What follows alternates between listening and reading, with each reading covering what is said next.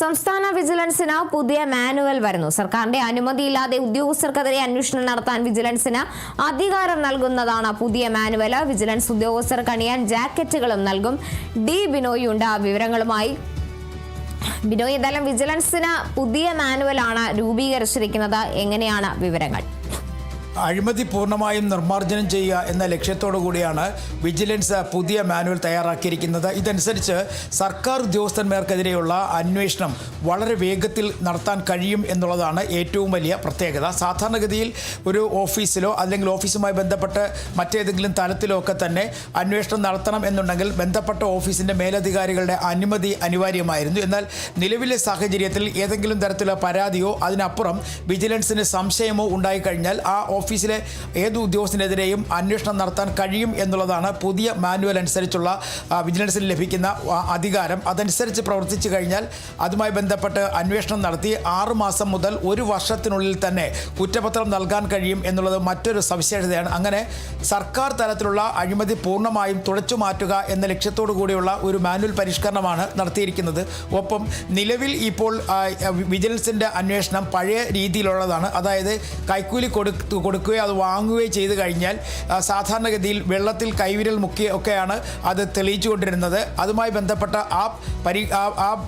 പരിശോധനകളൊക്കെ ഒഴിവാക്കിക്കൊണ്ട് പൂർണ്ണമായും സാങ്കേതിക തലത്തിൽ ഡിജിറ്റലൈസ് ചെയ്യപ്പെടുന്ന ഒരു സംവിധാനത്തിലേക്ക് വിജിലൻസ് കടക്കുന്നു എന്നുള്ളതാണ് ഏറ്റവും വലിയ മറ്റൊരു പ്രത്യേകത. അതായത് നിലവിൽ ഇപ്പോൾ പണമായി ആരും കൈക്കൂലി കൊടുക്കുന്നില്ല, വളരെ കുറവാണ്. പലരും ബാങ്ക് വഴിയുള്ള ട്രാൻസ്ഫറാണ് അല്ലെങ്കിൽ ഗൂഗിൾ പേ വഴിയോ ഒക്കെയാണ് അങ്ങനെ കൈക്കൂലി പണം കൈമാറപ്പെടുന്നത്. അത് ഡിജിറ്റലായി കണ്ടെത്തുന്നതിന് വേണ്ടിയുള്ള ഒരു നീക്കം, ബാങ്ക് അക്കൗണ്ടുകൾ വഴിയുള്ള ഒരു നീക്കം നടത്താനാണ് ഇപ്പോൾ വിജിലൻസിൻ്റെ മറ്റൊരു നടപടിക്രമം. അങ്ങനെ വരുമ്പോഴേക്കും പൂർണ്ണമായും ഉദ്യോഗസ്ഥന്മാർ അല്ലെങ്കിൽ സംശയമുള്ള ഉദ്യോഗസ്ഥന്മാരും ഓഫീസുകളും വിജിലൻസിൻ്റെ പരിപൂർണ നിയന്ത്രണത്തിലും ഒപ്പം തന്നെ അവരുടെ ഒരു സർവൈലൻസ് ആ മേഖലയിൽ പൂർണ്ണമായും ഉണ്ടാകും എന്നുള്ളതാണ്, ഒരു നിരീക്ഷണം പൂർണ്ണമായും ഉണ്ടാകും എന്നുള്ളതാണ് പുതിയ മാനുവൽ അനുസരിച്ചുള്ള ഏറ്റവും വലിയ പ്രത്യേകത. അതുപോലെ തന്നെ CBIയുടെയും NIAയുടെയും ഉദ്യോഗസ്ഥന്മാർക്ക് നൽകുന്നത് പോലുള്ള ജാക്കറ്റുകൾ ഈ വിജിലൻസ് ഉദ്യോഗസ്ഥർക്ക് നൽകും. അപ്പോൾ അന്വേഷണ ഉദ്യോഗസ്ഥരെ തിരിച്ചറിയാൻ കഴിയുന്ന തരത്തിലുള്ള ഒരു ജാക്കറ്റ് നൽകും. അതിനെല്ലാം ഉപരിയായി നല്ല രീതിയിൽ സേവനം നടത്തുന്ന വിജിലൻസ് ഉദ്യോഗസ്ഥർക്ക് റിവാർഡുകളും ഒപ്പം തന്നെ ബാഡ്ജുകളും നൽകുന്ന കാര്യവും ഈ വിജിലൻസ് മാനുവലിൽ ഉൾപ്പെടുത്തിയിരിക്കുന്നു എന്നുള്ളതാണ് മറ്റൊരു സവിശേഷത. അങ്ങനെ അഴിമതി പൂർണ്ണമായും സർക്കാർ മേഖലയിൽ നിന്നും ഒഴിവാക്കപ്പെടാനുള്ള ഒരു നീക്കം ആരംഭിച്ചു കഴിഞ്ഞിരിക്കുന്നു എന്നുള്ളതാണ്.